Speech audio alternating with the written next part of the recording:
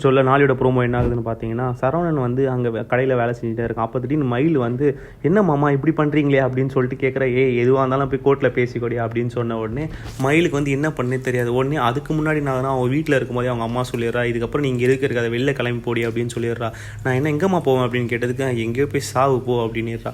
உடனே மயிலுக்கு ஒன்றுமே புரியல. சரி, உடனே அங்கே என்ன பண்ணிட்டா, வீட்டிலேருந்து கிளம்பி வெளில வந்துட்டு சரி சரவணை பார்க்கலான்னு சொல்லிட்டு தான் அங்கே போனான். அவன் நான் சொல்கிறான், நீ எது வந்தாலும் கோர்ட்டில் பார்த்ததுக்கப்புறம் நீ தேவையே கிடையாது அப்படின்னோடனே அவளுக்கு என்ன பண்ணுறனே தெரியல. உடனே கரெக்டாக என்ன பண்ணுறான், கரெக்டாக ஒரு கிணறு இருக்கும், அந்த கிணத்துல போய் குதிக்கலாம்னு சொல்லிட்டு அந்த ரோடு வழியாக நடந்து போகிறா. டக்குன்னு அந்த நேரம் பார்த்து கரெக்டாக மீனா வந்து மாட்டிக்கிறா.